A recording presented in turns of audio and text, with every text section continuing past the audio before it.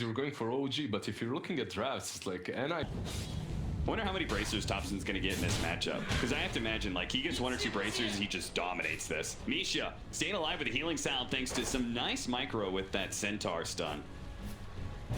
No roll up yet. He's going to roll into him now, but a bit too late to get the kill. I'm sure Soxo's just happy to be able to get a lot of damage in. Saberlight finally gets caught back over. Okay. Wow, he really did kill him. I was a bit surprised he was able to pull out that kind of damage, but it did cost him his life as he had to dive deep underneath. Everyone sitting around the Tidehunter as they push for objectives at some point. See, I guess my question is, like, who hits the towers on OG, though? If they do ball up around the Tide, like, how can they really quickly take towers? Can they get the block? They do. Nicely done. He just walks into them. Yeah, and thanks to the Morbid Mask, man, you live for so long. If you can get off one more, it'd be nice to see. Both of them are traditionally offlaners, and they're both kind of like farming machines. We'll see if they're able to utilize that kind of heavy farm, though, to stop what Ninjas in Pajamas is going to be looking to do, which is probably moving around the map. Like an ult, first one of the game to go off and see if he can chase down Seb. Unfortunately, that Fissure doesn't block him in, but the Surge is going to wear out eventually here, and he is no doubt dead as Charlie chase him down. Turn that into a tier 1 tower, and you've got yourself a pretty successful shapeshift. Oh, wow, they kept the catapult alive, too, throughout the entire time. Air with an enchant totem hit, snipes out Thompson's courier. So looks like he already had the Vlad's completed, so I wonder if that was on his way back. I was about to say I really like this play from Era, just cutting the wave, not having to deal with the Tidehunter, but yeah, you know, obviously in a little bit of trouble now. Ooh, nice little juke there. They don't have the best cores to be able to sit in lane against the Tide, right? No, so they don't. Era, he'll probably go down here. There's no way he can juke it out one more time, right? I don't think so. Thompson got a lot of heroes with no tail with those heavy nukes.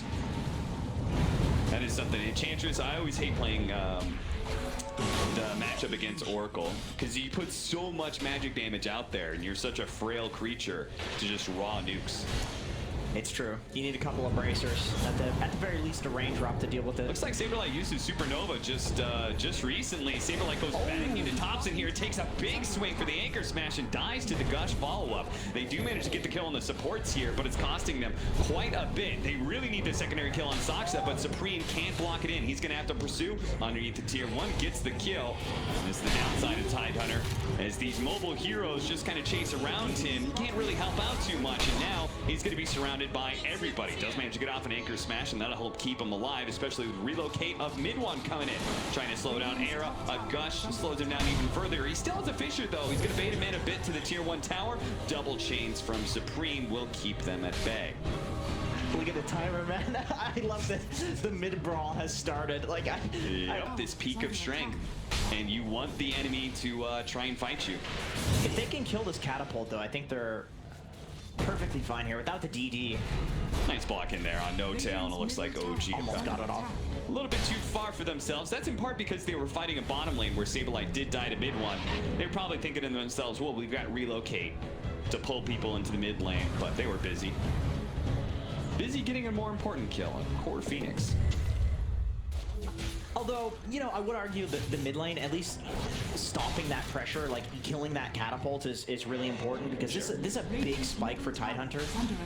I think, okay, Supreme, Thompson. They're going to try a little bit. The chains instantly dispelled by the maxed out Crackergel here. Now he is going to be able to get the Fissure block in, but the Ravage is up, as you said. He chooses an anchor smash instead. The Surge allows him to get away. That'll help solve some of the mobility problems for a Tidehunter. Soxa, though, his mobility is canceled by Charlie. Now the Ravage going up, but he outruns the tentacles, and the Necronomicons will eventually kill him. And Thompson, having killed that melee Necronomicon, actually just gets bursted down.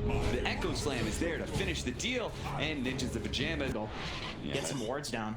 I think with Saberlight a little bit too far away, they've got to just full out retreat from this area. I'm surprised they're still here, man. Fortunately, Charlie, Arrow was in position to be able to break that smoke and even got hit by the stun from Soxa, so Charlie was able to get off his ultimate and get away. But still, that's a shapeshift down, and OG, you know they're going to make some.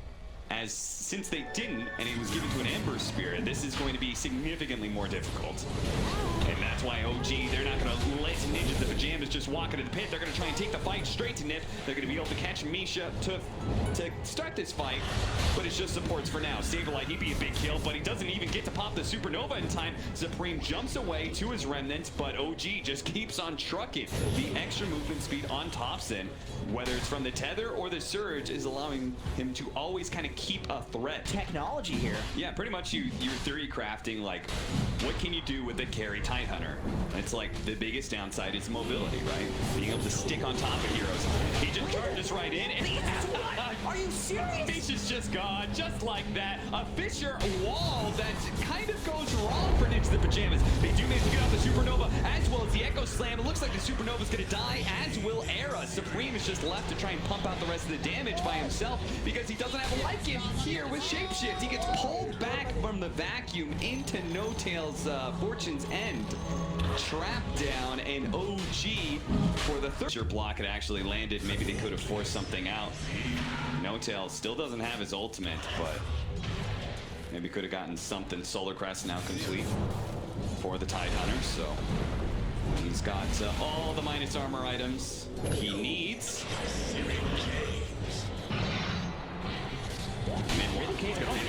They're actually going to pop the shapeshift here. They have to go for the backline heroes. That's why No-Tail's going to be the first target. He's already dead. Mid-1 is actually in a bit of trouble here. 3 seconds till he relocates back, so they're going to norm for now and go for the support. Soxa, what a full vacuum pull-in from Seb. Looks really hot, but can they actually chase down the rest of these important heroes? Because even Misha, the squishy 5 position, is getting away. The heal actually brings him back up to near full, and Thompson still on that front line, still ready to fight, but Ninja the Pajamas, they see that Thompson perhaps low enough. They actually get the Yule Scepter on the surge, so Thompson, he's not going anywhere. He's going to be stuck inside the Supernova. Sure, he keeps on dispelling off these stuns, but the damage, it's coming a little bit more from Saberlight. He could have gotten it. Supreme is there to be able to get it with a slight chain combo that finishes off the Tidehunter and allows them to get away from the myriad of illusions that are left on the field from good old Darkseer.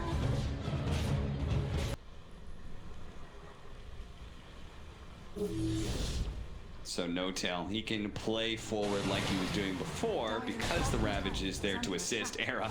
You can see half his health is gone from one anchor smash. If he gets another one, Era's just going to die, and he's getting caught up by the rest of OG. So does Misha. Once again, the 2 supports of Ninjas of Pajamas, they do die, but this is still OG kind of 5-man. Anchor smash is a creep wave there, actually.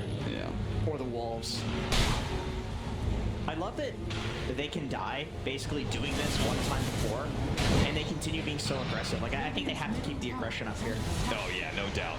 Because eventually the December Spear gets a bit too big and starts killing a lot of your backline heroes, right? And this is where the Lycan coming into play, goes into the back, tries to go for No-Tail. They actually tried to hit the Meteor Hammer combo with the Supernova, but it wasn't good enough, and the Ravage actually clipped Supreme. He didn't dodge it with a slight or a jump to his Remnant or anything. So that was just an easy kill for Tidehunter to be able to grab, and they didn't have buyback. So now, OG, with their aggression, this second time around, it works for them. They use the Ravage effect.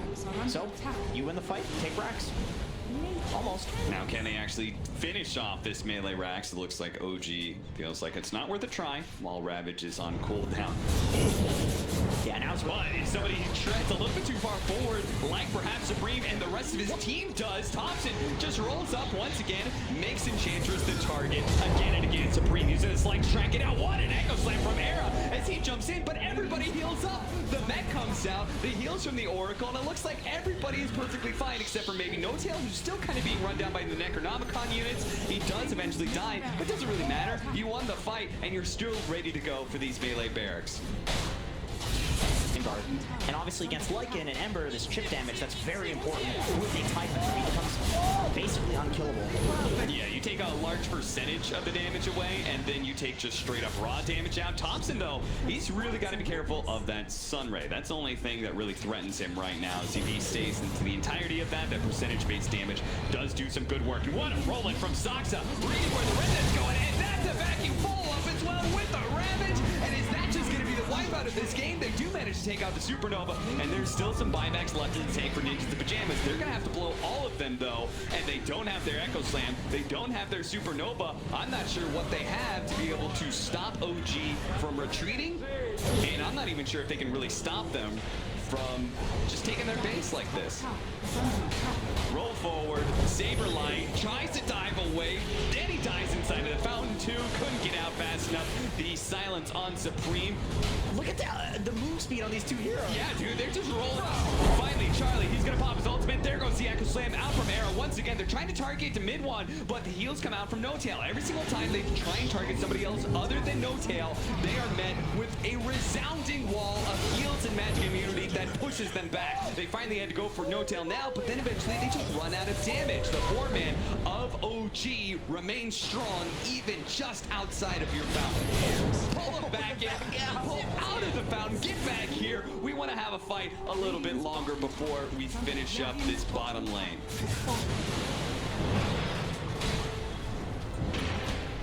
I'm just speechless. I feel like this is really making me feel like Dark's here is not an okay hero. GG, man. Like, they are really using this Darkseer to its fullest potential.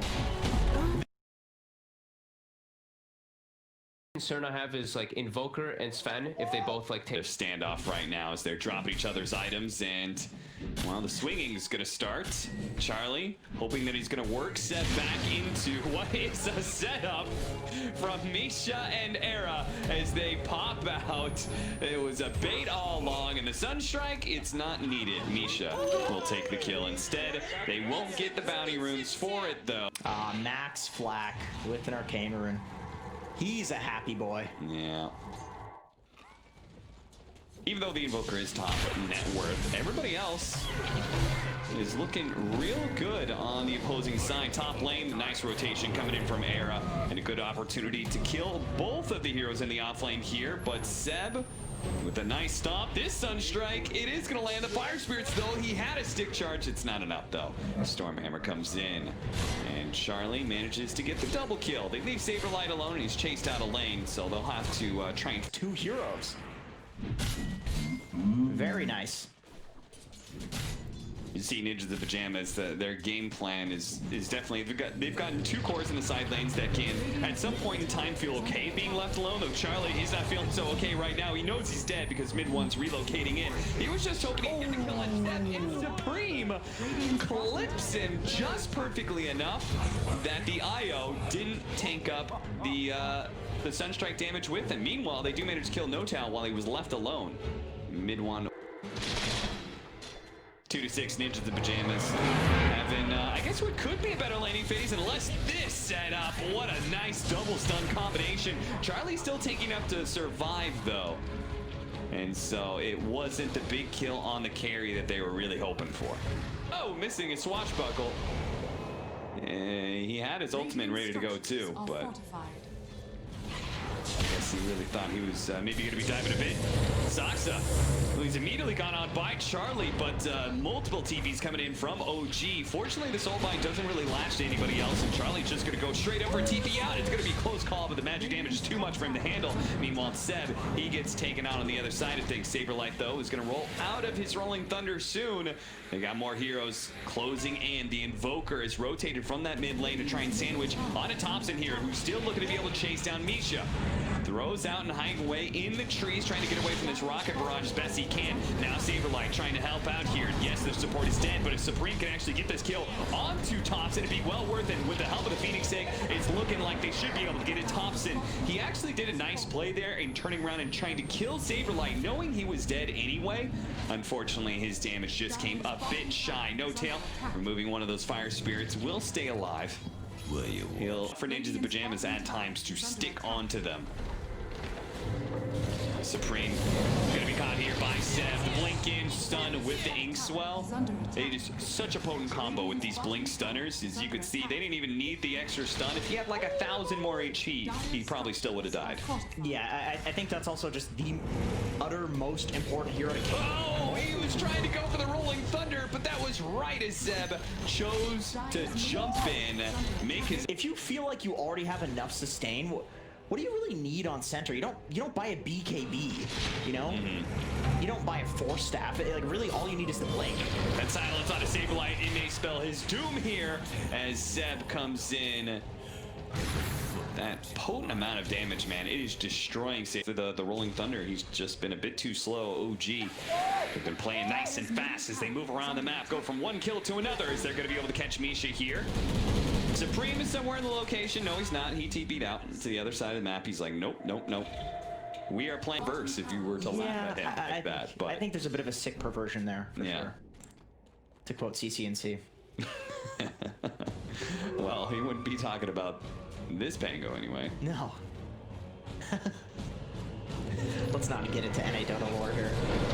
Misha in some trouble here as he's stuck inside this neutral camp, but really positioned himself quite nicely. Mid1 will eventually get the kill, but he's in a nasty, sticky, unwinnable situation. He's surrounded by 4 heroes. Ninjas and Pajamas, they finally get some real blood out. Different from a Centaur. Like, he just seems to think that this item is really good, on, especially on heroes, of course, that just need the levels. Yeah. Don't really need items.